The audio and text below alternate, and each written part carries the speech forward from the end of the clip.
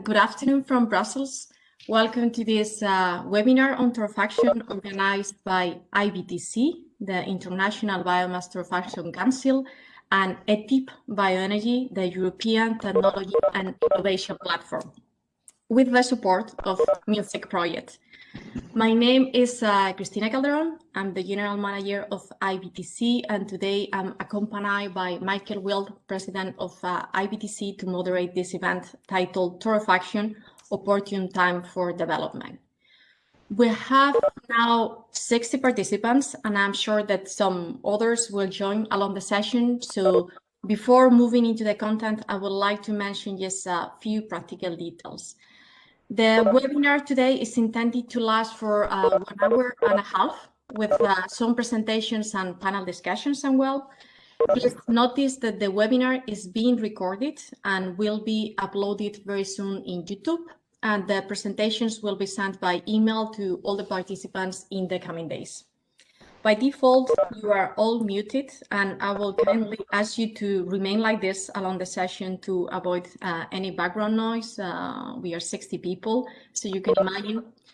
If you have any question or any comment, please write it on the chat box, and the moderators will try to make the time to put these questions forward to the speakers. But beyond that, beyond putting the questions in the chat, I will also encourage interaction among the participants in the chat, and also, why not, the invited experts and speakers can also intervene in the chat if they wish. I mentioned a couple of names of organizations and acronyms at the beginning, and you might be a bit lost on who we are, especially if you are not our member or you don't follow closely our activities. So I think it's worth introducing shortly the organizers. IBTC is the International Biomass Torrefaction Council. We are a network founded in 2012 under the umbrella of Bioenergy Europe. And we are, let's say, basically the voice of the torrefaction industry. So our main goal is to promote this technology and the use of torrefied biomass, and also to ensure good market conditions and regulation for our members. To achieve that, beyond the promotional activities like today's webinar, conferences, etc., we do also work on the product standardization, transport regulation, health and safety, etc. We have 23 members, which include technology developers, producers, utilities, traders, and also research institutions. And actually, I'm very happy to see that all the speakers of today are actually members of IBTC. The second organizer of today's webinar is the European Technology and Innovation Platform, ETIP Bioenergy. It was launched in 2016. It is supported by the Horizon 2020 program and has 5 partners in 4 different EU countries. The objective of this platform is to contribute to the development of the European bioenergy supply chains through a process of guidance, promotion of research, very important, technology development and demonstration. So that was just a short introduction on who we are, the people behind the organization of this webinar. And now let's go to the agenda of the day. As you can see, we will have 2 presentations. The first one to introduce the topic, what is torrefaction, and also very important, what is the current market situation. And the second presentation will address more the research aspects and will present what are the current topics and the research.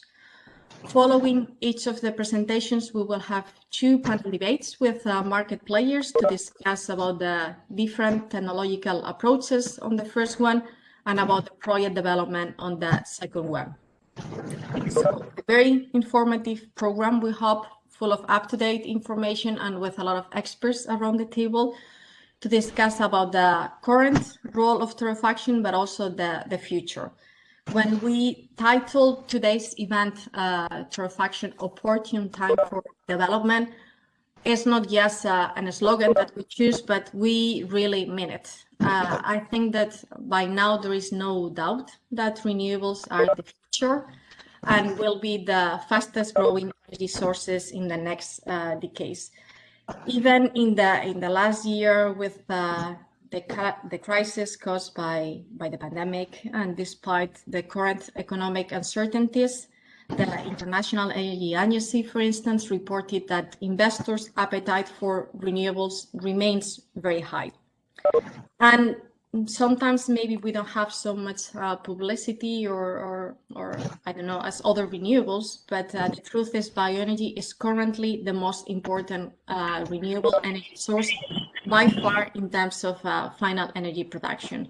So because of this, most of the future energy scenarios of the European and international institutions acknowledge the important role that bioenergy will have to meet any climate commitment, or for instance, in the case of Europe, the decarbonization by 2050.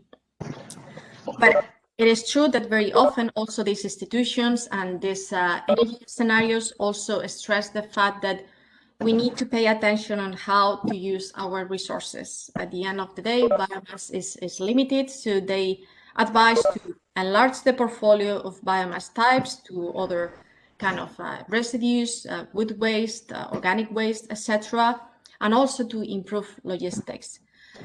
But I think I'm sure that the audience are also working on the sectors, and we know that sometimes biomass can be a tricky fuel because it's really heterogeneous. It has high moisture content in some cases, etc. So we believe that for some of these points, most probably a pre-treatment such as torrefaction can be of great help to upgrade biomass properties and facilitate the biomass mobilization.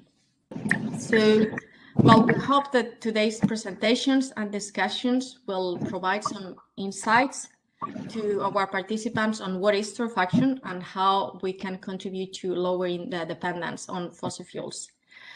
And to give an overview of on our technology and the sector, let's start with the first introductory presentation. For that, I would like to hand over to Michael Wild, President of IBTC. Thank you, Christina. And yeah, I was asked to give a brief introduction to torrefaction and torrefaction of biomass, but maybe before starting, just to continue with what Christina said, the IPDC is actually conducting a number and a series of webinars, even very specialized webinars on certain sectors. So please stay tuned if you have a deeper interest in the sector.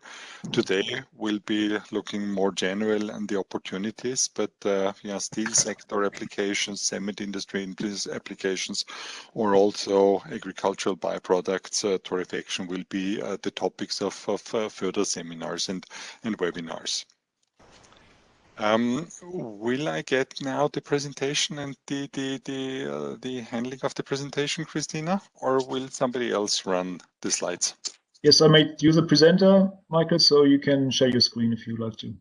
Otherwise, I also have the slides, so whatever you prefer. Oh, I can happily share my screen. Let me just see how to do this best here now in this in WebEx. I don't. At the top, you might have the option to click on share and then select the file you want to share. Probably you take the screen quickly because it would take me too long to run now and look like this. Yeah, fine. And basically, the torrefaction, thermal treatment of biomass. What, why, how do we do this, and what for do we do it? Basically, to apply heat to biomass and to upgrade it with this application of heat is nothing new. We are doing this for thousands of years, actually, that brought us from Bronze Age to Iron Age. And actually, this technology or a process that did allow us a lot of further applications and energy utilizations of biomass, which we haven't had before. Please go to the next slide. If we go look into the process of torrefaction and thermal treatment, basically every single biomass can be torrefied, can be thermally treated, be it wood, be it straw, be it palm kernel shell, or be it any other plant biomass. It is put into a reactor. We call it at least a reactor. This is an oxygen depleted, so almost zero oxygen in present reactor room, in which heat is applied depending on the technology for a certain amount of time. And in this time, some of the volatiles, if not all of the volatiles of the biomass, are evaporated. Meaning that in this process, we have a concentration of the calorific value in the mass that is remaining. We have a more significant mass loss than we have energy loss, meaning that in the syngases we have less energy than we have in the solid fuel that is remaining, or in the solid phase that is remaining. Let's go to the next slide, please. This carbonization reaction can be operated at different temperatures. We speak of torrefaction if we evaporate only about 30% of the volatiles, somewhere between 20 and 30% of the volatiles. Some parties also go up to 40% of volatiles evaporated. If higher temperatures are applied, and higher temperatures are needed if you would like to go further in the evaporation of the volatiles, then we usually speak about pyrolysis, and further up the graph we talk about carbonization. Carbonization leads us then to products like charcoal or even black carbon or carbon black, so very high carbon content of biomasses. Now, when we look at this graph, we also understand already one of the issues of thermal treatment. I mean, you evaporate the volatiles. The volatiles, each biomass, almost independent of species, consists of somewhere between 75 to 85% of volatiles.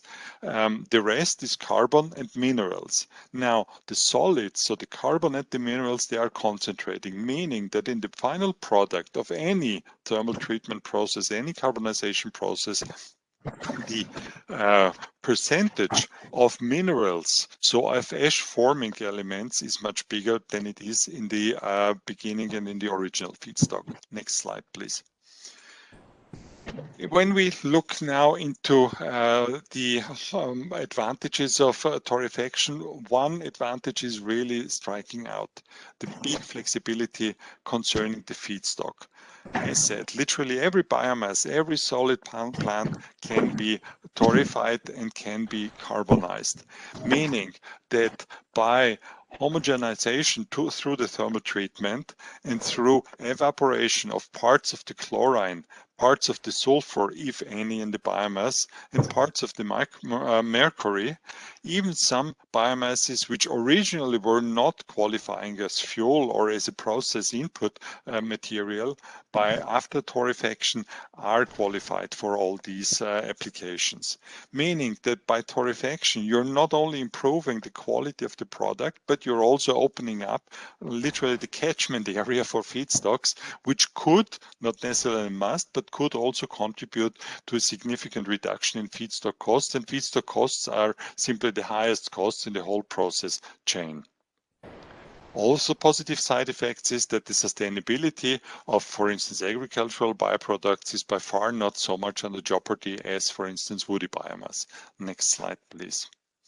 Let us briefly look into a carbonization unit or into a torrefaction unit. What industrial elements and machinery elements does it consist of? Here on the example of the former ACB process, we start with the fresh biomass in evaporating the water, getting rid of the water in a standard dryer, here in a belt dryer, but could be as well a drum dryer.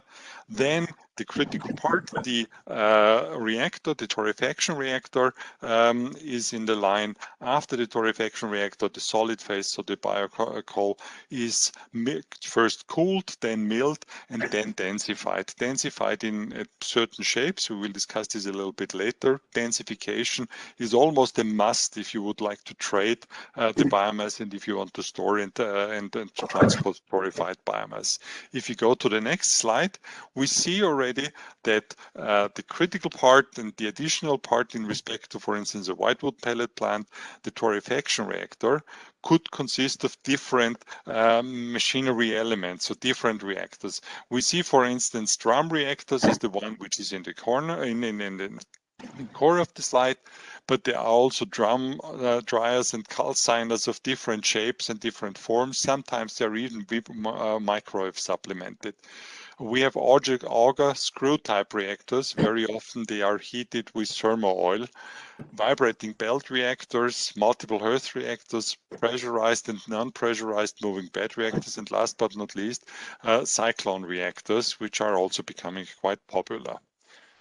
To the next slide, we do see and compare the efficiency of torrefaction. So is it energy efficient to go into a torrefaction process or go into a carbonization process? Now, if we look into torrefaction, we need about 1.5 metric tons of dry biomass to produce 1 metric ton of 21 gigajoule per metric ton product. This means that all the syngases which are evaporating in the process are recycled and going into the torrefaction and into the dryer, and by this, torrefaction is almost a self-sufficient process. Once we go higher in carbonization, we produce surpluses in gas because we do not need so much gas for the drying and for the carbonizing anymore, and so much heat from the gas as we need for torrefaction. And that means that we have a surplus with gases, meaning the carbonization process is actually not really well placed if it is placed on its own, a standalone plant, but it is to be recommended to be integrated into other processes where the surplus heat or the surplus energy in the gases can be turned into value. Comparing torrefaction or carbonization with a standard whitewood pellet process, we see that torrefaction and whitewood pellet are on par in thermal efficiency in the processing itself. Now, the big advantage of torrefaction starts only after processing, so really in handling and transportation, and we will see this a little bit later on, how big the overall advantages of torrefied biomass from a perspective of efficiency and sustainability are. Please let us go to the next slide quickly to look at what are typical product form factors as we see them today. As said, torrefied biomass, carbonized biomass need to be densified for two reasons. First of all, if it's not densified, it's categorized as a hazardous product, which can actually, because of the dust, relatively easy explode, much easier than when it is densified. And secondly, the density makes it very efficiently to be transported product. For instance, in the shape of pellets as we know them, or we have also agglomerated products from disc pelletizers. We see pellets, briquettes in different shapes, either from the piston briquetters or from the roller briquetters in pillow shape. All these products are currently on the market already, used for different purposes and transported also already across the globe quite efficiently with very high energy density per cubic meter of ship space, for instance, or vessel space. Next slide, please. We have different products now, we have processes, so which markets are currently addressed and which markets do we see upcoming? The volume product market today for torrefied biomass is definitely as a fuel in the pulverized coal power plants. We see also more and more niche product markets, niche markets growing, for instance, biochar or soil enhancer, feedstock for gasification, but we do see also already that some of the heating and CHP plants, new build CHP plants, are focusing and relying on torrefied and thermally treated biomass. Upcoming markets we see very much in industrial in industries which do have a need for high temperature heat, cement industry, others. We see in the steel and metallurgical industry that a lot of projects are going on where the first tried cargoes are already shipped and tested. But we do see also that the higher carbonized materials do find their markets in the plastic industry as a substitute for carbon black, as activated carbon, and so on. So there is plenty of not to be listed here markets where the carbon from thermal treatments can be used. Please, next slide. Having spoken about so many different products, there is still one standard behind. At the moment, it's ISO TS 17225/8, which is currently rediscussed, and there is a grid developed now which can help then for each of the sectors, each of the upcoming consuming sectors and each of the already active consuming sectors to utilize this grid. The technical specification shall be upgraded into a standard within the standard process of International Standard Organization within the next 2 to 3 years. Next slide, please. We see that to date we have already very positive experience and positive trials and continuous consumption, both in the power plant sector. Here we see in Europe, but not only, but we see also in North America and starting in Japan now, more and more consumers relying on torrefied biomass. We see a couple of projects and initiatives already in the steel industry, just to name one of the new sectors that is open and opening up for torrefied biomass in Sweden, other European countries with ArcelorMittal. We see in Japan, in Canada, but also Brazil, a lot of initiatives and very large projects going into the direction of thermally treated biomass. Last but not least, and please next slide, I would like to mention also what I addressed before, the big advantages in sustainability and in the whole chain efficiency of biomass. That might be a bit of a complicated slide, but on the left hand we have torrefied biomass, on the right hand we have higher carbonized biomass, and both set in perspective or in relation to whitewood pellets. Whitewood pellets form a commodity in the solid biomass today, so we have taken this as the reference, and we have seen that in whatever part of the logistical chain we are looking, the torrefied biomass is significantly better than whitewood pellets, consuming partly even only 75% in the individual chain of whitewood pellets, providing an overall advantage of 6 to 10% against whitewood pellets. The logistical chain obviously brings even better advantages. If we go higher in carbonization, that could go with fully carbonized biomass up to almost 45% advantage in carbonized biomass versus whitewood pellets. Now, also only a brief introduction. I hope I have managed to list the advantages of thermally treated biomass already well, and I hope that you understand that this is really the products and the processes that the future belongs to. So I hope that this will bring us very soon to a very interesting discussion now, and we're looking very much forward to your questions, to the contributions of the people in the discussion, but also to questions and contributions from the audience. Thank you very much, and these slides shall be distributed after the conference. Thank you very much.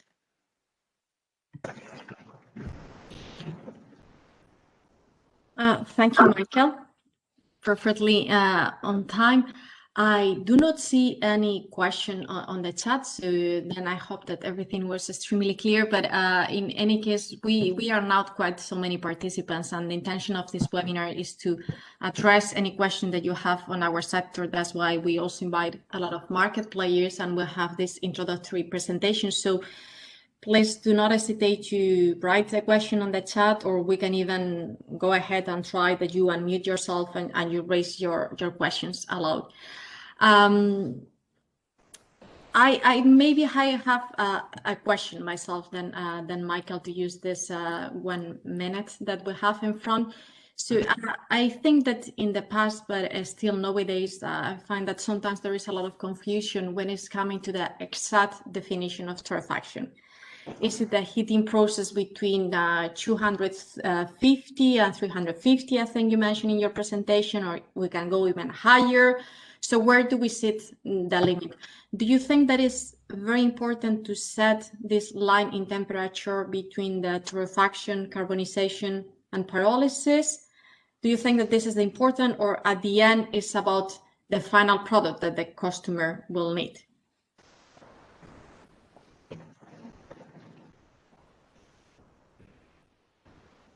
Michael, can you mute yourself? Yes, thanks for the hint.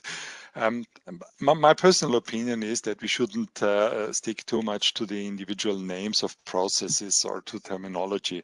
At the very end, and this is why it showed the carbonization graph, it does show this is a homogeneous process literally, and you can dial into the process depending on your technology almost every system parameter, so every temperature you want. So you can tailor make the product for your customer, and the customer actually will not care for the name of the product or the name of the process. They will care for the parameters and the characteristics of the product. And so this is what I personally stick to.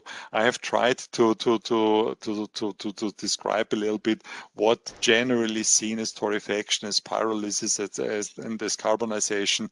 I mean, torrefaction usually aims to be self-sufficient, so it does not aim to produce a surplus.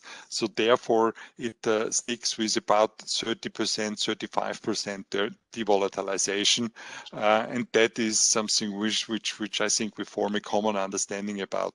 But actually, I wouldn't be able to name you a precise temperature, and from this until then, it's called torrefaction, and from there on, it's pyrolysis. This definitely not, and I do not think that would create the value on itself to find such a very, very sharp definition. Okay, thanks, Michael. So now I want to dive into the first panel discussion of today's webinar, Technological Approaches and Feedstock Product Relation. And for that, I want to welcome 4 technology experts to the discussion. Javier Gil Bravo, Director of the Biomass Energy Department Center in Spain. Joe Sulemans, Quality, Health, Safety and Environmental Manager at Torcol. Joris Span, Business Development and Jilkins, and Victor Radek, Regional Manager at Polytechnic. So welcome to all of you, and thanks for joining us today. I think you all have the camera on. That's perfect. So we will start this virtual panel debate with a short series of opening statements from the speakers before we move to a moderate discussion and Q&A. So let's take a few moments for each of the panelists to briefly introduce yourself and also tell a bit about their company's technological approach. I will start with you, Javier. Please, the floor is yours for a brief introduction of yourself and center. Good afternoon. Thank you so much, Christina, and thank you so much for the opportunity. TENER is a public funded research and development center working on torrefaction for more than 15 years. We have already a pilot plant running with a capacity range in the of 300 kilograms per hour. We have been working with herbaceous biomass from the early beginning. Already our pilot plant 10 years ago was designed to work with chopped straw. And actually, at present, we are developing technology at pilot scale that combining torrefaction with other processes to change the ash composition in the product and to improve the ash melting behavior in the product.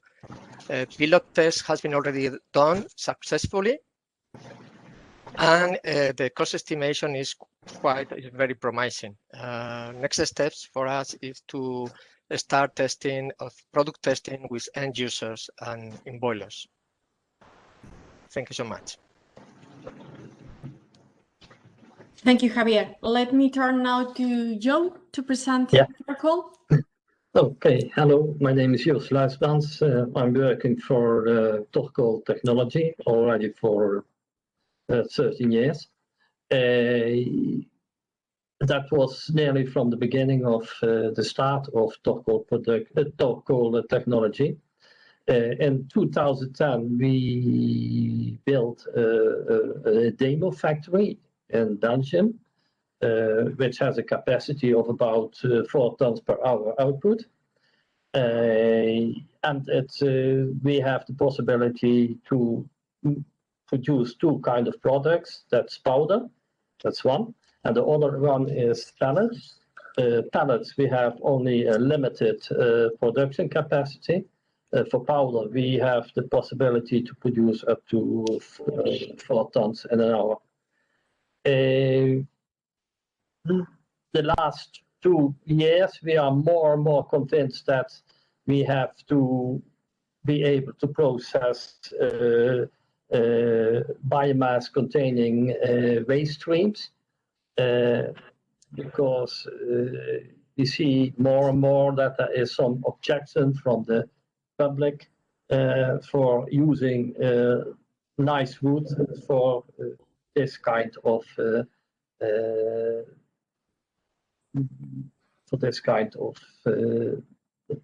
how do you call it,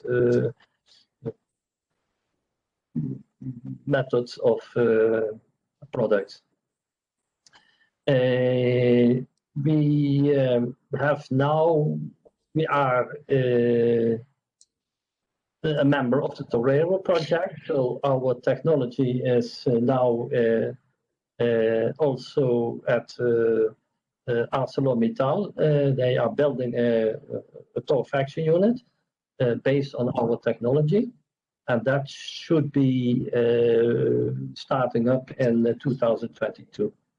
And they are also going to use not wood chips, but they are going to use demolition wood, so waste wood, and they are going to use it in their blast furnace. For using waste wood or waste rest streams, you need probably a flue gas cleaning system in your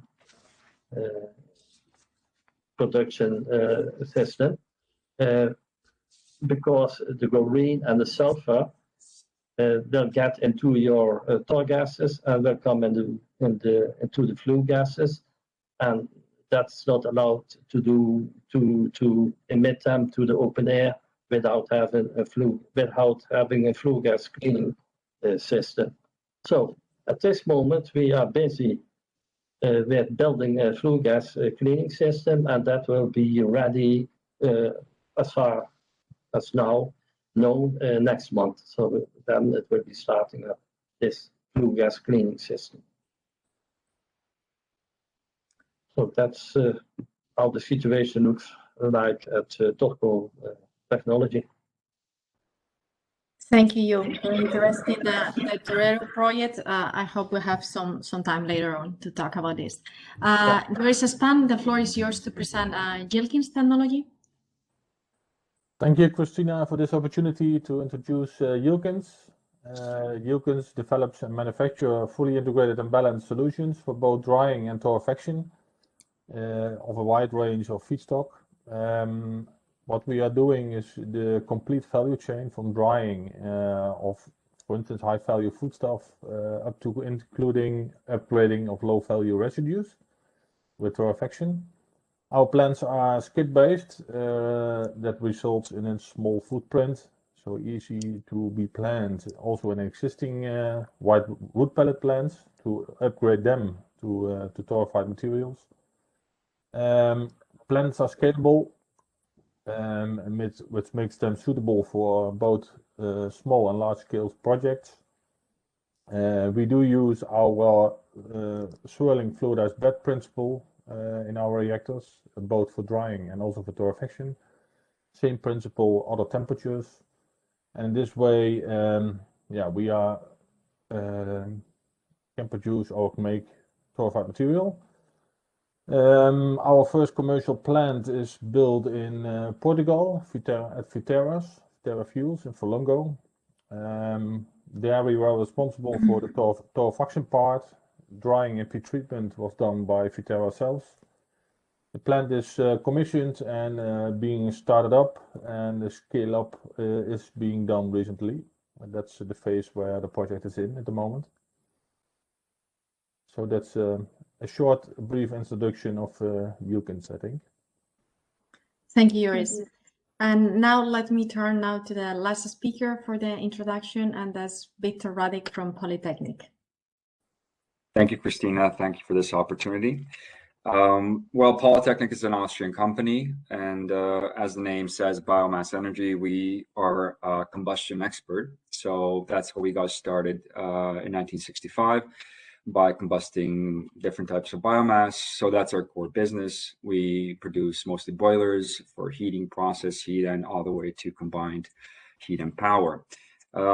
As a combustion specialist, we were first approached by Torrefaction technology developers to combust the syngases. That's how we first got involved. One of the projects we were working on was with ACB. That was for Torrefaction, and we still do provide such services. But what's more interesting maybe for this webinar is that about 15 years ago, we developed our own carbonization process. So we tried to go for that upper range of the carbonization curve because we were more focused on markets other than energy. We believe in carbonization as a process that could produce high quality carbonized biomass. We're focusing on the content instead of quantity. So we're focusing on markets such as agriculture, animal feed markets, pharmaceuticals, plastics, the metal industry. That's where we believe carbonized biomass and our technology, or the product from our technology, has a future. So we built our first commercial plant in 2016. It's in Germany. It's been running since then, and we've had very nice feedback from the market and from the customer. So we're hoping to develop the process even further, make it more efficient, make it more productive, and that's basically it. So looking forward to this discussion. Thank you. Thank you, Victor. So I find that it's very interesting to have around the table today for companies working in torrefaction, and that each of you have a different technological approach. So the reactors use different technology, etc. And also very glad to see that by now we have this variety of technologies that are not anymore PPT slides or promises, but there are actual units producing even at commercial scale.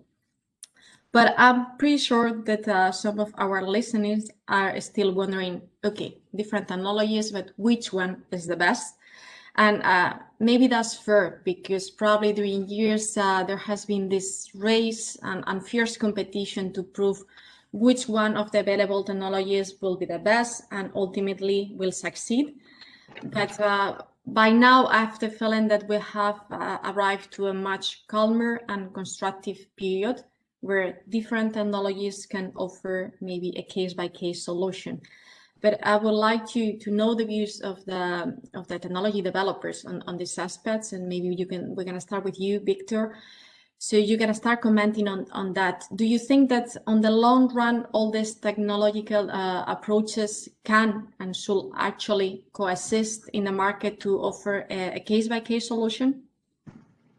Yeah, yes, I absolutely agree. I don't think these are competing technologies at all, at least in our point of view. I think that every final product that the customer wants to produce requires a certain technology, which requires a certain feedstock. So depending on the feedstock you want to use and the product you want to market, you will choose your technology. So one torrefaction or carbonization process will be more suitable for some customer, while another one for another. So that's why I think that there is a room on the market for all of us, for every technology that there is, provided that it's efficient and environmentally friendly.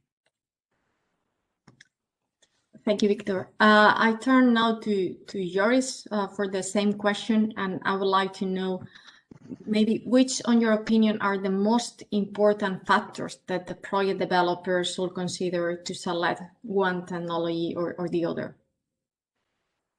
I think Victor approached it very good, and also Michael showed, of course, the graph in the beginning of his presentation, and that there are different parts on the curve where different technology fits well or doesn't fit too well. So I think there the challenge is for the customers looking at technologies. And I think there's much space in this area for all the technologies that are available at the moment. So I do agree on what Victor is saying. I think we have having all our favorite area where we looking at, and we are more in the mild torrefaction part, so at the downside of the curve where we are looking at as Jukins. And I even see opportunities there that if you want to have higher carbonization degrees, it's also an option to work together. You can combine technologies as well. That's another option, I think. Mm-hmm. Thank you, Joris. Let me turn now to other experience, more on the research scale. Let's say, and I'm looking now at Javier Hill. We have been promoting torrefaction as an homogenizing and upgrading process that allows to use low-quality biomasses, which probably is very challenging in some cases. You said that Center is working on a technology to produce torrefied material from cheap and residual biomasses. You mentioned that you were looking at the ash content, etc. So can you share your experience so far with us working with this type of low-quality biomasses? Okay, one of the main factors is, as already mentioned, is the feedstock characteristics for any torrefaction process. Mainly moisture content, but also particle size and bulk density. And in the case of herbaceous biomass, residual herbaceous biomass, both particle size distribution and bulk density are very a challenge. Technology will be designed specifically for this kind of feedstock, and you have to optimize pre-treatment and post-treatment in order to improve the torrefaction behavior in the torrefaction reactor. And in this case, for example, our pilot plant was designed for about 100 kilograms of torrefied straw production. And then we have, optimizing pre-treatment, we were able to run 3 and 4 times higher product throughput. So it's something that could be optimized. Regarding ash melting behavior and ash composition and mineral elements in the torrefied biomass, because we are you have an effect on torrefaction in some of the elements like chlorine and sulfur. And as already said at the beginning, we are trying, we are developing technology in order to modify the rest of the ash composition in order to be able to produce a product with a similar behavior than torrefied wood in boilers. Thanks, Javier. So it makes sense, of course, to look at this low-quality biomasses that are available on huge quantities.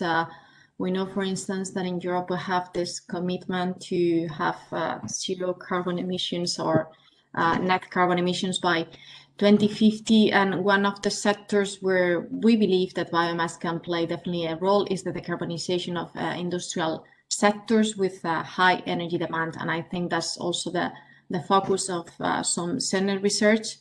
And in this sense, Torkel can already showcase his experience converting wood waste, so again using low-quality biomass into biocoal, but not for fuel, but to replace coal in the steel mill blast furnace. Can you tell us about this Torero project and the advantages that you think that torrefaction could offer to these so-called energy-intensive industries? Yes. When we started the Torero project, there was, of course, a discussion what kind of feedstock should we use for this appliance. And then, of course, the steel industry, they want the cheapest material, of course. And for that reason, they saw that wood chips, that's too expensive for them. So they were looking for a cheaper feedstock, and then an alternative for that was demolition wood. That's the main reason why they chose for demolition for waste wood, because it is cheap. Another step was, another point was, they need somewhat higher carbon content in the torrefied material. If we look to what was common at, let's say, 2007, 2015, 2016, that was a carbon content of, let's say, about 50-55%. But ArcelorMittal wanted a carbon content of about, even 70-75%. That after some experiments and discussions, they went back to 60%. The reason for that was that if you want to have a carbon content of 75%, then you are making a lot of gas, and by that a lot of heat.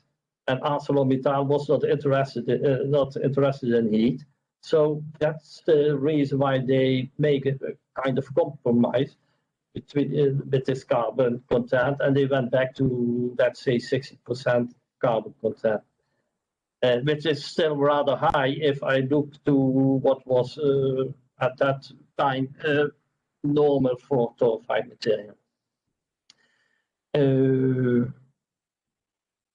Then the technology which have been chosen, that we have an indirect heated rotary drum reactor. The reason why they chose our technology, they said, it looks simple, and we need a simple reactor because it should be functioning on industrial scale, 24 hours a day, 7 days in a week, and let's say 350 days in a year. And that was one of the main issues. What kind of technology is, let's say, so simple that we can guarantee that it is working, as I told, 360 days in a year, 7 days in a week, 24 hours.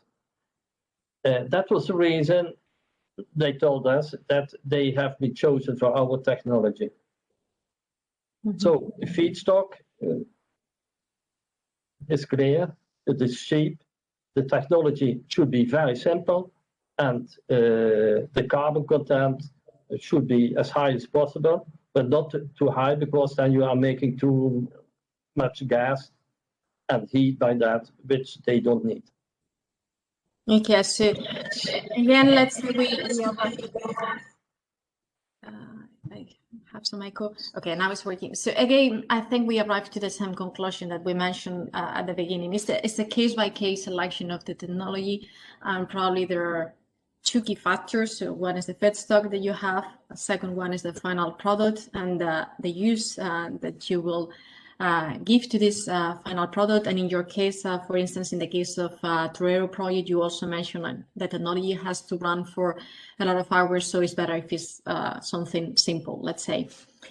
Keeping on the conversation on the feedstock and the alternative biomasses that we can use, Yilkins has also some experience working with biomasses different than wood. I think in your case was bagasse and also very wet biomass.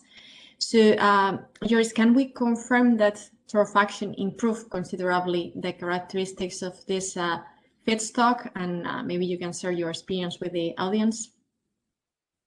Yes, thank you, I will. You're right, we have done trials on bagasse. And I think it was made public as well that one of the energy companies in the Netherlands, RWE, did trials on white bagasse pellets as well.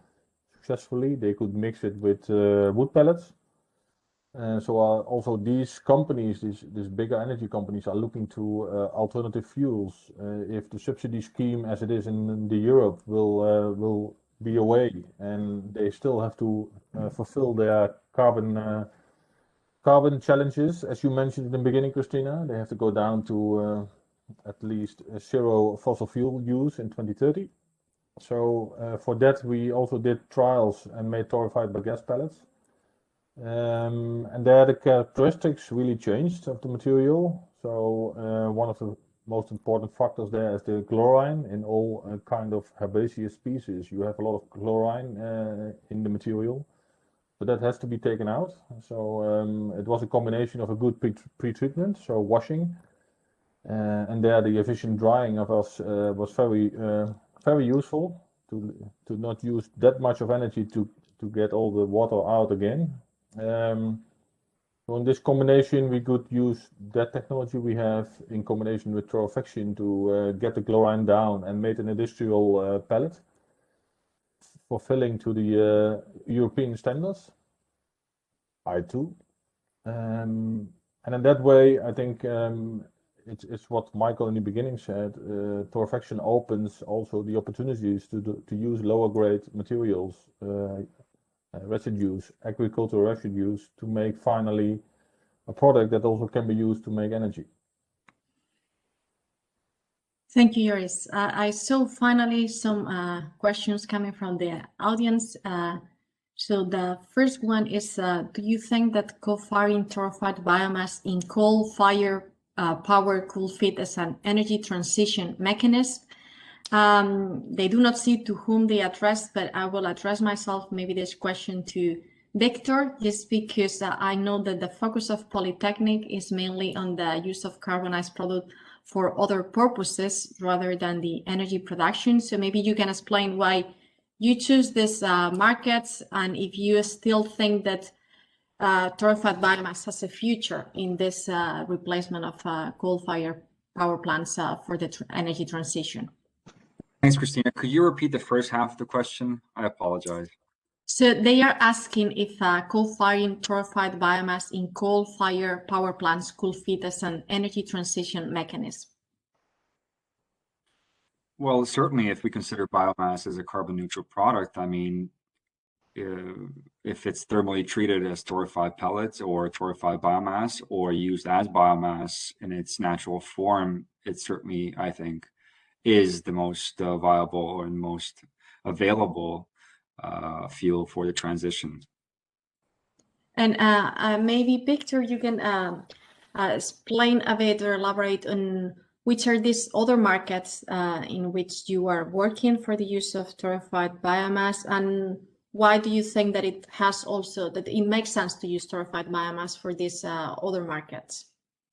Well, perhaps I can't really speak to torrefied biomass. I can speak to carbonized biomass. So if we say we want to go for that higher carbon content, well, because we believe that energy is a great market, and of course there's a lot of potential to for biomass there, but we do feel that the other markets out there, which are not energy, are also very, very interesting and very important. So agriculture, we use, or we see a lot of application in using biochar or carbonized biomass as a soil enhancement, as a fertilizer. It has certain qualities such as water retention, has a high surface area, so it's got a lot of pluses. Then water purification for the same reasons, as animal feed, right, as something that can improve animal quality, health, also the metal industry, some of the steel industry as a replacement for fossil-based carbon blacks or carbon. There's really a lot of stuff out there. Plastics, the pharmaceuticals. If you go into any market today, any pharmacy, you will find a lot of products, mainly cosmetics at the moment, but also other supplements which use some sort of carbonized biomass in them. So that's why I think that there's a wide range of applications which we're really focused on, because producing carbonized biomass means high content carbon, which means lower output. So the plant capacities are much lower, but the high quality content or the high carbon content increases the price. And we feel that the energy market tends to go for the really, well, they look at the price. So the cheaper the fuel, the cheaper they want to buy it. If it's not, they'll go for the fossil fuels. For carbonized biomass, we feel that these other markets are willing to pay the right price for and so for the higher quality, and so that's why our focus there. I hope that answers the question. Yeah, thank you, Victor. I probably they will touch upon this other markets on the second panel debate as well. It's true there is a tendency that we see among the IBTC companies and members that 10 years ago, maybe we were just focusing on the replacement of coal only, and now we see all this portfolio of possible applications of the material. So two more questions from the audience. So first, what the speakers think about the availability of demolition wood. It is also used by other industries like a partial board, like construction material, etc. But still, so do you think that there is enough availability for demolition wood? And maybe Joe, as this is partly what is used in the Torero project, you can answer. Yeah, that's of course still a point of discussion, because what we see more and more that people are interested in this demolition wood. At this moment, there is still a lot of this material available, especially in Holland, Belgium, Germany. I can't look in the future, of course. What we see is that there is more and more interest in this demolition wood, because people think that normal wood chips there'll be a problem in the future, because the public opinion is changing, and people doesn't like to use wood for these kind of applications. So it is still not quite clear how the market will develop, but okay, we have to look how it's going on, and we have to follow it very narrow. Yeah, I will also besides the competition for that as well, there is also the wood waste regulation. So the regulation, for my understanding, is different from each EU country. So this is also a complex thing, I would say, to take into account when we use demolition wood. And then last presentation that I will address to Javier. So they are asking why carbonized biomass has a greater energy consumption tailgate than wood pellets. Okay, tailgate, if I understand right, which is to the end consumer rate, is depending on probably greenhouse gases balance depends a lot on the logistics, case by case. So depending on the logistic of the feedstock to the torrefaction plant, and depends on the logistics of the product to the end users.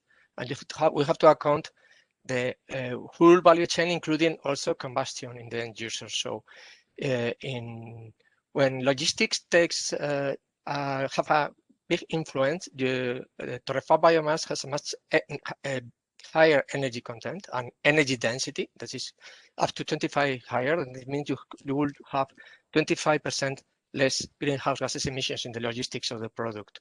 So regarding efficiency, the production process is mainly influenced by the moisture content of the feedstock. Independently, if it's a white pellet production plant or a torrefied pellet production plant, the differences are minimal. So and you can recover these minimal differences in the logistics of the product. So should not be great differences between torrefied pellets and white pellets, and if there is any difference, is torrefied pellets usually will have a lower greenhouse gases emissions. Okay, this is Michael. If yes. I just may come in quickly, because I think this was referring to the graphs which I showed on this last slide until this tailgate. Tailgate is meant all the feedstock that is supplied to the gate of the processing plant. And the difference in thermal efficiency means that we have higher amounts of feedstock that needs to be collected and transported to the plant.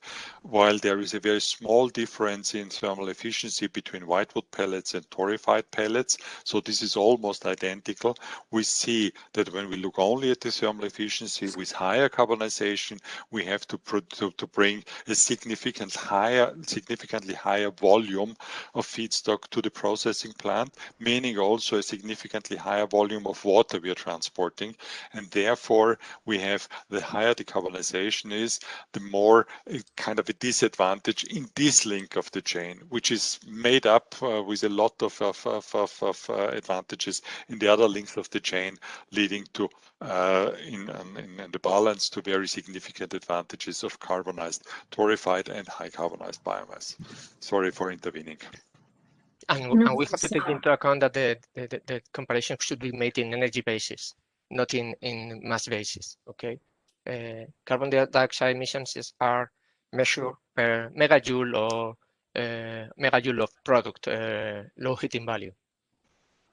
Yeah, that's indeed a very important remark, Javier. So thanks, Javier and Michael, for the last interaction.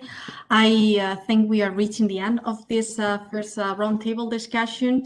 So I would like to thank to all the panelists for taking the time to be with us today. Still, if you see that there is any question coming in the chat for you, do not hesitate to intervene also in the chat. Now I want to hand over to the second presentation of the webinar. And this is for Jaap Kiel, who will provide us an overview of the historical evolution of the research in the torrefaction arena and what is the currently main areas of research. Jaap, welcome, and the floor is yours. Thank you, Christina. Am I able to control the presentation myself or not? It's also possible. Just a second. Yeah, that would be nice if that's possible.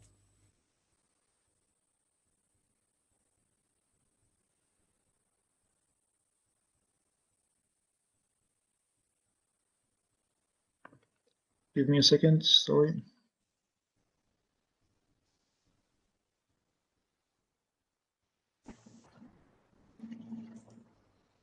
Now it should work, yeah. You can share your screen.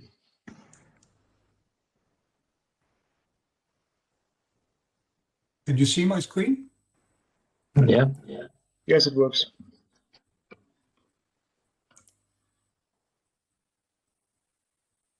Okay, thank you very much, Christina, also for the invitation to give an overview of the interesting field of torrefaction research.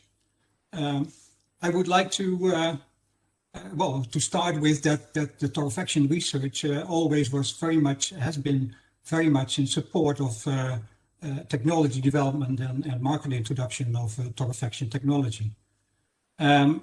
I thought, well, it might be good to distinguish three periods in time: the 2000s, the 2010s, and the 2020s, and each have their own characteristics when it comes to torrefaction research. And I would like to go into that and also give a flavor of the research in those eras, and then end with some summary conclusions.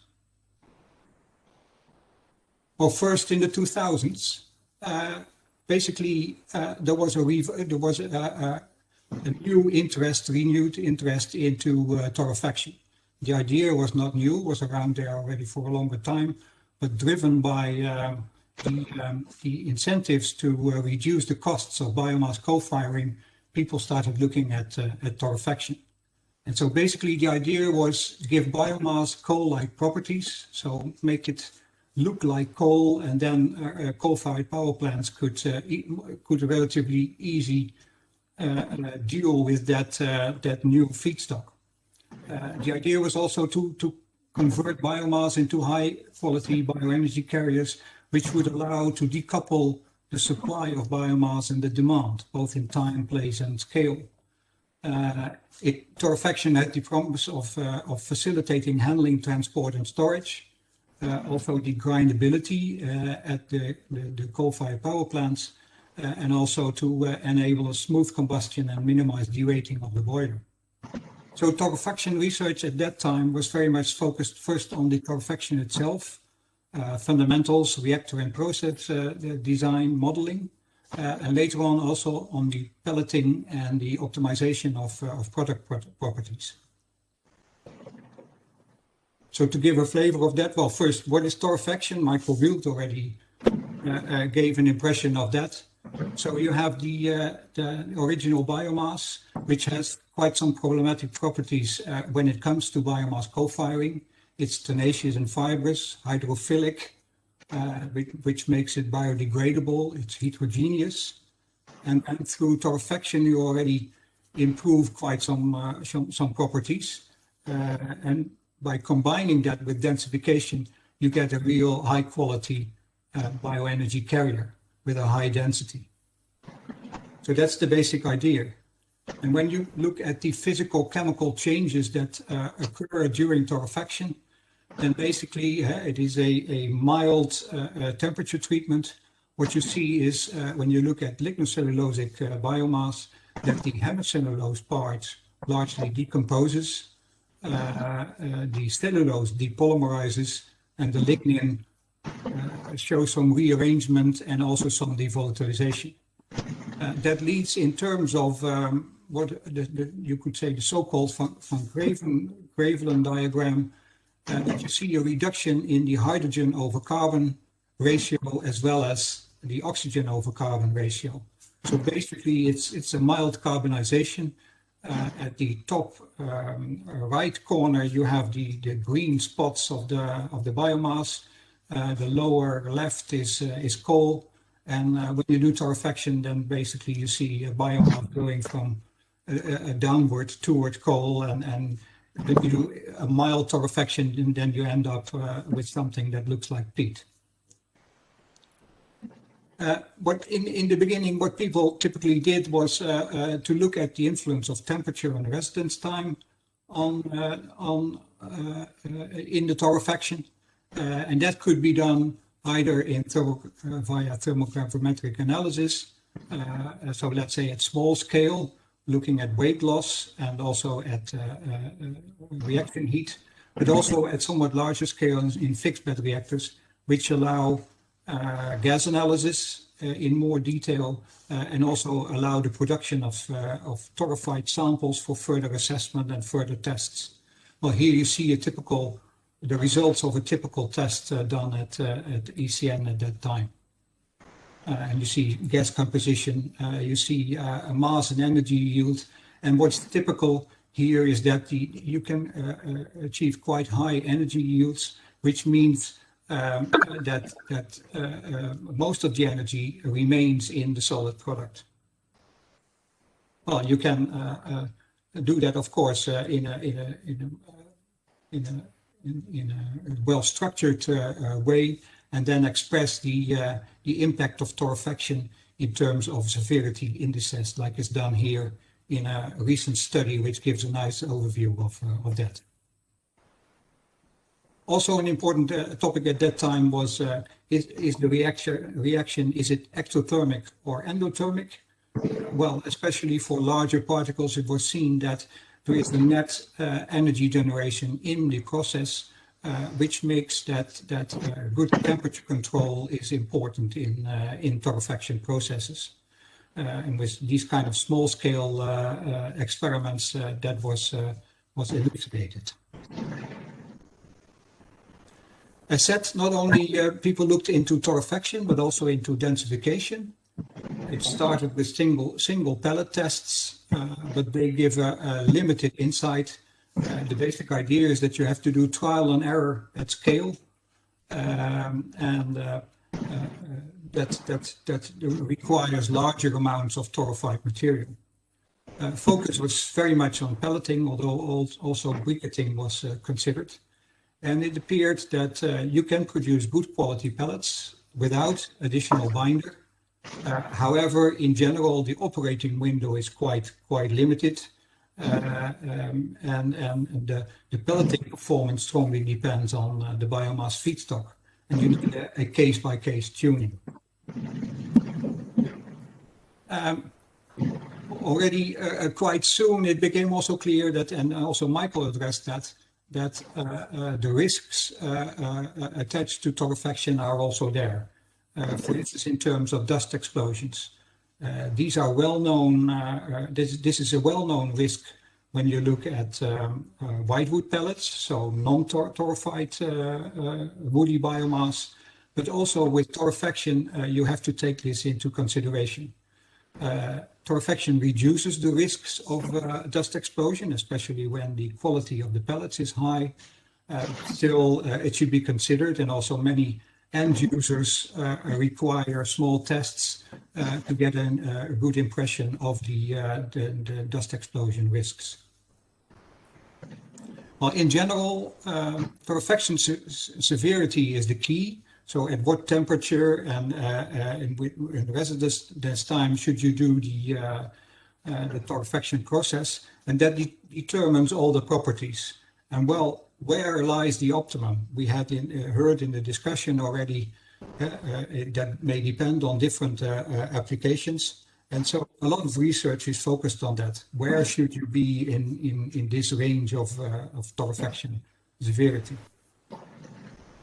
When you look at how were the results presented, then you saw these type of tables where the properties of torrefied wood pellets were related to, on the one hand, wood and wood pellets, and on the other hand, coal and charcoal. So very much focusing on biomass co-firing. Well, then the 2010s. Basically, gradually you saw a changing of the scene.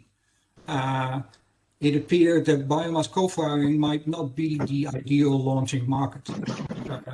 It requires large-scale production of torrefied biomass, and they would like to see a competitive market to buy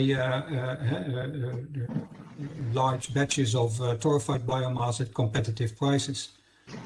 There was also, we saw an increasing pressure on co-firing. So that made a lot of stakeholders reconsider their launching market, and for instance, distributed heat market might provide a better fit. There were also incentives to not only focus on woody biomass, clean woody biomass, but also a broader biomass feedstock range. Well, that was reflected in the research, where we saw, well, research at larger scale, focus on reactor and process optimization, but very much widen the scope of biomass feedstock. Look at the torrefaction behavior of a wide range of materials.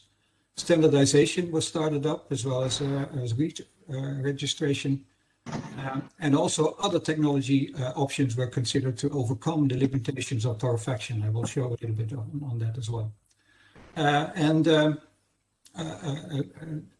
In general, we saw that these type of technologies became a separate global research field. Well, already Michael showed many reactors were considered, often derived from reactors used for drying. When it comes to torrefaction, you need a good process control, and high energy efficiency is important.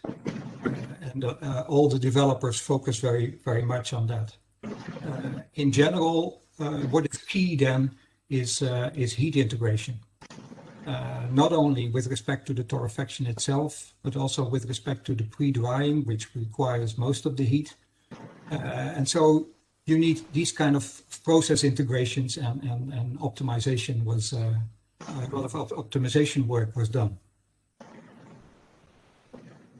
The real landmark project in that era was a sector project, Horizon 20, a European project. And it basically covered many aspects of torrefaction itself, but also of the application of torrefied material. And a lot of parties, both in research, but also technology developers and end users were involved. You already heard Javier Gil from CNR. They, in this project, did extensive studies to look at the mass balance and the energy balance of torrefaction at reasonable scale, mainly focusing on straw. And what you also saw in that project, we were able to do quite some outdoor storage tests at reasonable scale, and so look at the impact of weathering on torrefied material. And here you see an example where we studied the durability, and basically the conclusion was, well, okay, torrefied material is affected, but when you store it in a pile, it's mainly the outside of the pile, while the core of the pile, the quality of the material there stays relatively intact. As said, we also looked at, let's say, a wider range of technology options, especially when looking at lower quality biomasses with higher chlorine content, higher potassium content, then torrefaction by itself might not be sufficient to meet requirements of end users. So one concept is to combine torrefaction with washing. Joris Spaan from Jukens already mentioned that, and we did some quite extensive studies in that and found out that the removal of these critical compounds like chlorine and potassium can be quite efficient. Of course, when you do this, you also have to look at the economics and what to do with the washing water. Well, that has been studied in detail, and there's a reference here to two publications on that. You could even go further and look at hydrothermal processing. And here you see an example of that, for especially for wet streams, but also for streams that contain a lot of sodium and potassium. And basically with these technologies, you are able to convert also these low quality biomass streams into a quality that resembles whitewood pellets, with the advantages of torrefaction in terms of logistics and end use. Well, then finally, let's say the current time. Basically, we now see the real market implementation of torrefaction gradually taking off. Woody biomass, using that for power and heat becomes more and more under pressure. There is a pressure tendency towards higher added value applications for that stream. And so also torrefaction, the focus is more and more on lower quality woody, but also very much non-woody biomass streams. Torrefaction alone may not do the job then. And what you also see is that people are considering biorefinery approaches and chemical co-production. So that's also what you see in research. It broadens not only combustion, but also other applications. We heard of that already. Related technologies come up. Biorefinery concepts are being studied. Also biochar, so other applications and more severe temperature processes are included. And what we see is at universities, people study these type of processes worldwide. Well, one example of the let's say the current research, that is this chemicals co-production. On the left side, you see an example that's actually a steam explosion. That is a company called Arbaflame, and they really have high expectations to improve their business case by chemicals co-production. You can see that possibly the pellet price could go down drastically by this co-production option. For torrefaction, this might also be an option. I would say especially when you're looking at higher torrefaction severity. So for instance, in combination with the application of the metallurgical industry.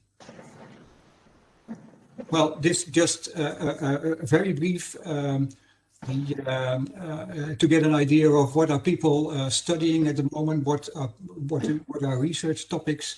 I looked at the abstracts submitted to the European Biomass conference in the 3 years 2019 until 2021. And well, here you see the list, and basically that reflects, well, the changes, but also that the changes in scope, but also that people are still looking at also the basic research. And well, in April, the end of April, we have our next version, our next round of this annual conference. And I would like to encourage you also all to attend. There will be a special Torrefaction session there as well. So in summary, you can say that the market implementation is now taking off. When looking at research, Torfection has grown into a separate, fully developed research field.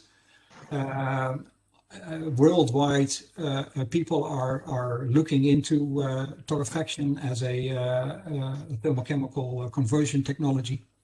And the future research will be very much focused on a broad biodized feedstock range, multiple technology concepts, diverse applications, and what also will become more and more important when market implementation takes off is commoditization. So converting biomass into commodities. And not only then standalone for making solid bioenergy carriers, but also in co-production schemes. So well, that concludes my overview of the research field. Thank you. Thank you very much, Jaap. This is Michael Wild now, and I shall take over now for the moderation of the second panel. Jaap has been one of the first movers in this second wave of Torrefaction from the beginning of the millennium, as a couple of other people around the table, the virtual table here. And I think that was a very good historical summary of what was going on, but also a little bit of an outlook already to what the future might bring. And that basically we have spent a lot of time in research and development. We have built so many demonstration plants and operated demonstration plants for a decade or even longer. And now it's really time, and it was time already years ago, to start with first industrial applications and project developments. All of the companies in the IPTC who are suppliers of technology, providers of technology, licensors of technologies have been confronted with many requests from potential project developers to cooperate with them.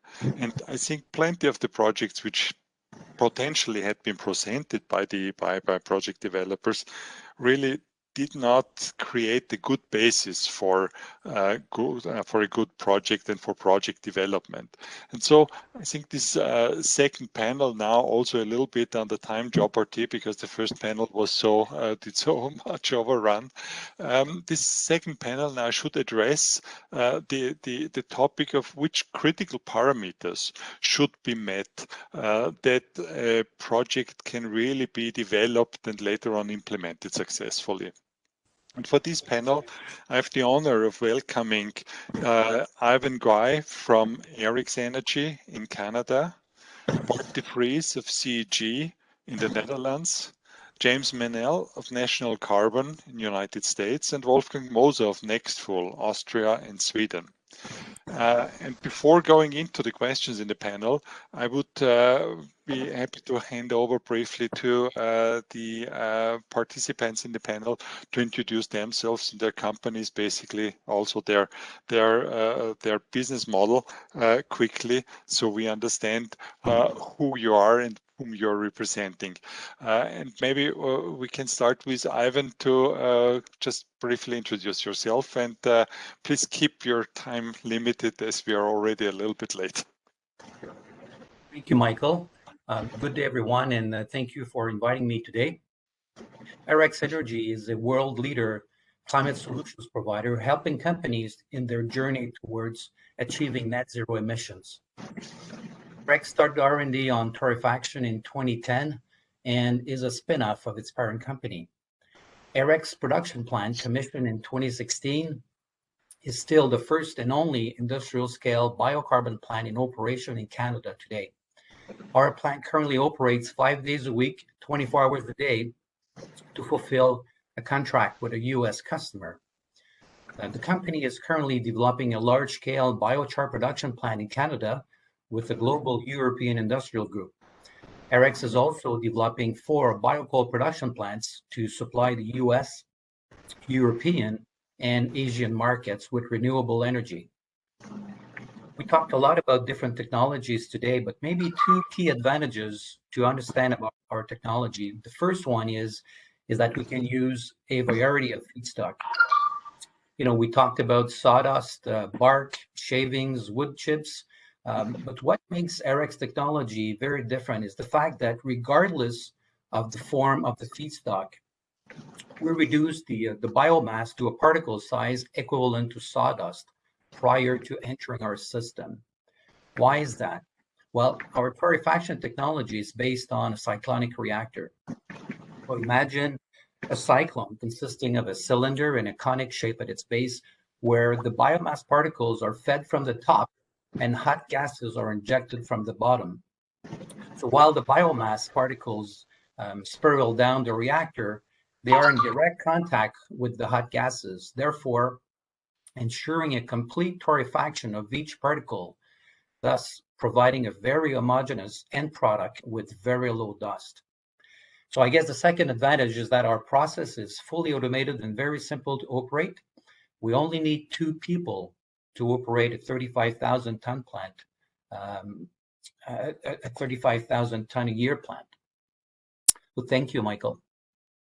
Thank you, Ivan. And already being across the Atlantic, so I would pass on to James Manel from the United States to introduce National Carbon briefly. Thank you, Michael, and good afternoon. Jim Manel, I'm the CEO of National Carbon Technologies. We're an environmental technology company that develops and produces advanced biocarbon products using sustainably sourced biomass. We commercially operate the largest advanced biocarbon production facility in North America today, producing products for energy, metals production, agriculture, and water purification, where we purify the water for millions of people in multiple cities in the US and Canada. We also hold the largest intellectual property portfolio around biocarbon in the world today, with over 100 patents that reflect our innovation and protects our process and product technologies. These technologies were developed by bioproduct and energy sector thought leaders, including the former scientific, technology, and engineering leads from the largest biofuel and bioproduct companies in the world, including Cargill and Poet, and carbon experts from leading research universities, including Stanford and MIT. Our technological focus has been on high temperature analysis and use of state-of-the-art process controls to analyze and manage pyrolysis reactions to both produce high yield products, but also products with performance advantages. Specifically, we've been targeting fossil fuel replacement products that allow improved performance and environmental benefits without requiring any capital modifications from the customer. Our technology is modular in nature, it has a low life cycle environmental impact, and it's rapidly scalable. And presently, we're in the process of building 3 additional production facilities with the capacity to produce over 500,000 tons per year of our patented products to supply customers on a global basis. Thank you. Thanks, Jim. Let me move on to CEG and Bart de Vries. CEG is now building actually a big plant, so maybe we learn more from you. Yeah, thanks, Michael. So my name is Bart de Vries. I'm the product manager at Perpetual Next, former CEG. Our mission is to accelerate the valuation of organic residues into sustainable use and to accelerate the transition from fossil-based to renewable-based circular economy. So the opportune time, as discussed, is for us is in different applications, and we have a highly experienced team, international team at Perpetual Next Technologies, and focus on we have a passion to find out what torrefaction can do for different clients. And the output of our reactors is what we call perpetual carbon, that it can be made in the form of torrefied chips, dust, and pellets, as well discussed. We produce perpetual carbon in different types of grades for different applications. And we have a range from standard to tailored to premium solutions. Our R&D facility is based in Derby, UK, and is also available to make different types of material available to support lab tests, larger trials, and also feasibility studies for different clients. And as a technology provider, we have been continuously improving our technology. With the picture you can see behind me is the HCT4, which has been working on since a prototype in 2001. This is the fourth version of our high temperature torrefaction reactor line, and is the first version to feature double surface heating. It can also be easily integrated in different kind of plant layouts. Today we are at the final stages of the commissioning of the first two lines of our commercial plant in Vegeri, Estonia. And so we're very eager indeed to show that commercial operation indeed is possible for torrefaction. And well, any questions, any support, don't hesitate to contact us. Thank you, Bart. And the last speaker on the panel is Wolfgang Moser of NextFuel. So Wolfgang, please introduce NextFuel to us briefly. Good afternoon, thank you. Wolfgang Moser is my name. I'm Chief Technology Officer for NextFuel, and our top priority is to create the best possible business cases for torrefaction. We do so by turning to the cheapest possible biomass and turn it into the high-value fuel that results from torrefaction. That means we have focused for a long time now on, in particular, on grass, like elephant grass and other species, also bagasse, also other types of residuals. Of course, wood has been in the beginning of our development more than 10 years ago, but we believe that the large worldwide resources for fast-growing energy crops will be a key for the whole development in the future. Our technology is rotating drum. We have an indirectly heated rotating drum. The capacity is about 8 tons output per hour for one such production line. And for the output, we believe in briquettes. So we produce the large shape briquettes. For an industrial product, we believe this is suitable and can be easily handled in the coal mills, in the different applications that we aim at. First of all, power station, of course. Second, steel industry. We also go in the high temperature range of torrefaction used typically for the steel industry. Third is the cement industry, of course, also interested in, especially in developing countries. We are technology providers. We give the license to our patented technology, and we are proud to have industrial partners like Andritz for producing the hardware. And so our services are about engineering, project development, and licensing the technology. Thank you very much, Wolfgang, and thanks to all of you. We wanted to discuss briefly about what are the factors to success for the implementation of a torrefaction project. I think we can agree that there is kind of hard parameters and there are soft parameters. Hard parameters like feedstock availability, feedstock quality, the geographical location, interconnections with networks, with logistics. So, Ivan, if I ask you if Arex is involved in a project development, what are you looking for in these hard parameters? What would you expect that a project that would, or which kind of setup would attract your attention and you think this could be a successful implementation later on? thanks for the question, Michael. I think is very relevant. A successful project to us is a project that is viable from a financial perspective. And to us, the most critical factor is the location of the plant. Here's why. I mean, there are three components that make up the cost of producing torrefied pellets for the energy market. And it's important to differentiate the energy market than the maybe specialty market like biochar or a very carbonized product. So for the energy market, we know that our competition is essentially the wood pellet. So we have to be competitive to the prices, the market prices of wood pellets. So the three components. Well, the first one is the cost of the feedstock delivered to the plant.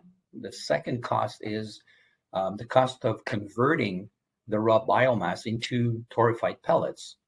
And the third component is the cost of delivering the finished product to the end user. So as we know, and as I said earlier, the selling price of torrefied pellets is somewhat limited by the price of wood pellets. So therefore, a very small premium, if any at all, can be asked. So at the end, you want to select the site that and where the feedstock is available within, let's say, a 50-kilometer radius from the plant, but at a price that is reasonable, and also where the logistic cost to deliver the finished products are minimized. So it's truly an equilibrium between, like feedstock availability and reasonable price to get that feedstock, but also always keep in mind that the logistics cost to deliver the finished product to the ultimate end user is critical too. Thank you, Ivan. But talking about the finished product, Jim, how would you see, or what when you look into project developments, are you looking also into what the product quality and the product definition from the customer side would influence all the project and all the setup of the project? How are you approaching this kind of question, and how do you set up your kind of developments then? Yes, Michael, thank you. First of all, I agree with everything that Ivan said with regard to a successful project. But from our perspective, it does start with the customer. What is the specification they're looking for? What is the volume? And what is their timeline for supply? And from there flows all of the elements of the project development. Second is the technology. Is the technology we have technically capable to make the product the customer is looking for and achieve those specifications? And do we have the patent rights to supply that product that meets those specifications? As Ivan mentioned, feedstock is critical. It's the largest cost element of any supply of this component. So making sure that there's suitable feedstock that can achieve those specifications at the right volumes, at the right price is a very critical component, as is the logistics for the reasons that Ivan discussed. I think also important to a successful project are two other components. One is the sufficiency of capital. Every project costs more and takes longer than everybody thinks it's going to. And capital often can be a way to deal with challenges in schedule to still make the supply timeline necessary for a customer. And I think ultimately experience, not only in the technology itself, but in developing large-scale capital projects. All of those are critical in making sure that you can sustainably deliver on-spec product at contract volumes on a timely basis to your customer. Okay, thank you. And now, before moving on to soft parameters, I would just encourage the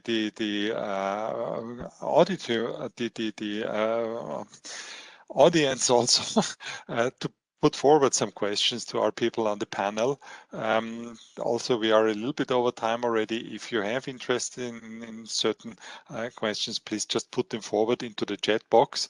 And I would probably use the time to ask Bart and Wolfgang together. So we were talking about money now, we were talking about feedstock and also the logistics, but how would you see a project and the process development? So I've heard your technology suppliers, your license providers. How would you see a process that develops a project well with your counterpart? What would you expect from your counterparts, and what would you offer them? What would you bring into such project development? Bart, you're well developed in ahead with your project in Estonia and other projects. How does CEG approach this topic, and how do you step into project developments usually?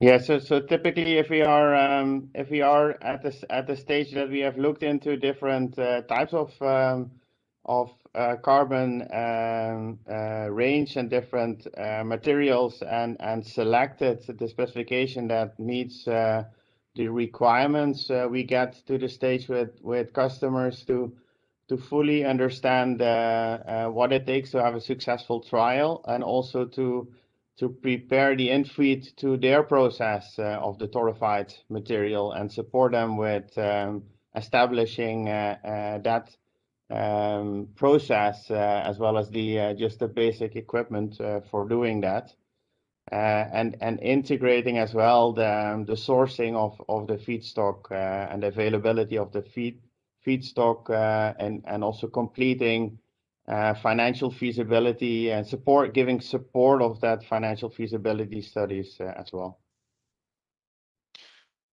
Wolfgang, you're a process specialist. So what can you add to what Bart said? I mean, which is all valuable, obviously, and is all necessary. And is there anything you would like to comment on this?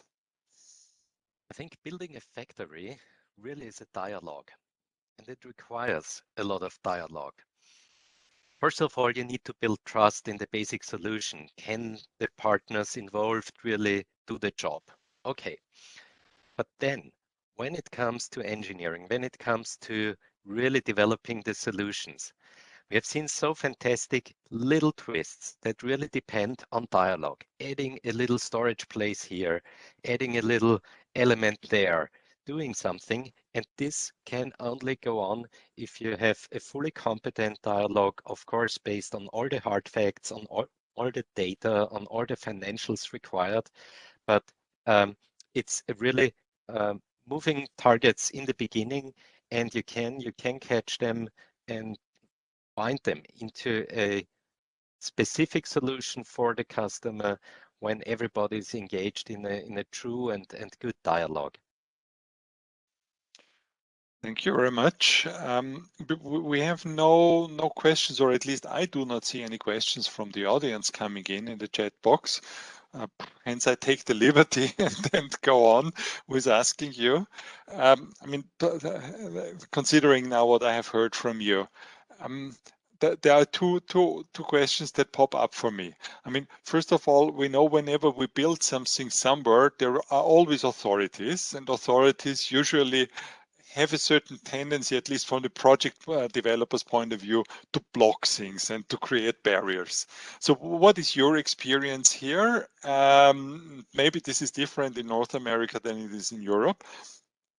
And the second question, and I put both for questions forward at the same time, is what would you see a typical timeline for a project from the moment you're approached and from the moment you think, okay, this is now a project we'll need to spend time on, until you see really first product will leave the gate of the facility, meaning your customers or your customer's customer, what can they expect? When would they be delivered with the first product? And I again would just start in North America with Ivan and Jim to let us know how do you see the influence of authorities? Are you blocked by asking for permissions, air permits, and all the other permits in general? Well, thanks, Michael. In North America, at least here in Quebec, in Canada, the province has the most stringent criteria in terms of environmental emissions. So by experience, whenever we start a project, one of the very first thing we do is to apply for an environmental permit, because that could take anywhere between 6 months to 12 months, depending on various states. Other projects we're doing elsewhere in Canada as well is the same thing. So very early in the process, we have to apply for that permit. so that we can get it whenever construction starts. Jim, what's your experience in the United States, and what do you see? What would you say that the timeline for the overall project development, including the permissions gathering, is? Thank you, Michael. I think from a permitting standpoint, the air permit is the longest lead item. In some cases, there's a broader environmental review. One of the advantages we have, and many of the operating companies have here, is actual experience and data from running our plants. And so our Michigan plant, which has operated commercially since 2012, has a perfect environmental record. In our last regulatory testing, we were at about 4% of our permitted emission levels. And so that demonstrated record of environmental performance helps to expedite permitting. That said, it's still probably a 6 to 9 month permitting process, even with good records and good information. Beyond that, if you concurrently are doing your engineering, it's probably another 12 to 18 months through construction and commissioning to get to a point where you're producing, commercially stable products for the customer. So the permission process could really delay projects significantly. I understand. Is this the same experience with you, Bart, with CEG? Yeah, so for environmental, it's indeed the entry ticket that is required, and meeting those requirements is indeed not the biggest hurdle. It's getting the permit as well. We do face in Europe difficulties in shipment of perpetual carbon according legislation. So that is a challenge to be taken up.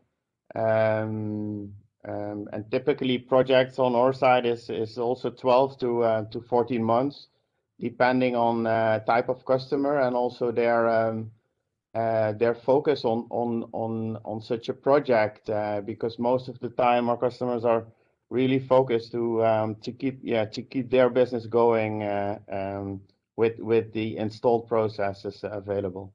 And that's also an advantage of the Torrefaction process, that it can feed into to existing processes. Mm-hmm. Okay, thank you for that. And Wolfgang, what's the experience of Next Fuel? Totally agree with the messages so far. So I think it's really important to take these expected times into consideration. There is no bypassing the authorities. Everybody would like to skip it, but it doesn't happen. So it's better to calculate with it. And we are seeing there are times of different density. There are times when within 2 or 3 months, big progress is made in the whole process. And then you may be in a waiting loop, be it either for the authorities, be it for subsidies, be it for other financial decisions again. And a project should be ready to accept such situations.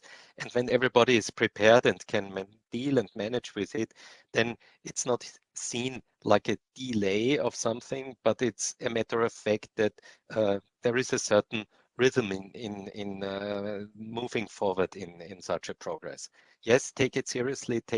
Especially for the permits, it's important to have competent local civil engineers who are really familiar with the process in the specific place, and then it's good to work on it early on and to do everything which avoids unnecessary delays.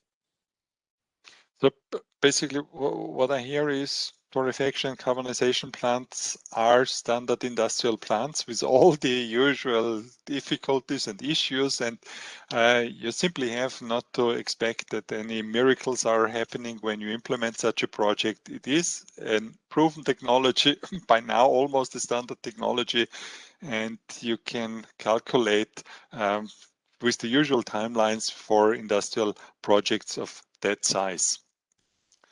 Thank you for this. I don't see any questions in the chat. Maybe this is because I'm not looking at the right place. Christina, do you see any other questions coming in, which I haven't seen? If so, can you please read them to us? No, I didn't see any No? question. Okay. So obviously, I mean, for us in Central Europe, it's already evening, so we are very close to beer time. So basically, that may explain why there are not more questions coming in right now. Thank you to the panel. So thank you, Ivan. Thank you, Jim, Bart, and Wolfgang for these insights into your view of project development. And by this, yeah, just let me hand over to you, Christina, to close the webinar. Thank you very much. Thanks, Michael. So nothing more, just to thanks again to all the panelists for sharing your knowledge, your experience, and having the time with us today. Also, thanks to ETIP for their contribution and helping us with the promotion of this webinar and the music project as well. In case you like this virtual event, we have more coming up, so just check once in a while our website. If you miss the beginning of this event, you will be able to watch it soon in YouTube as well, and probably also on our sites. And so we hope to see you again soon. Until then, have a good evening, stay safe, and bye for now.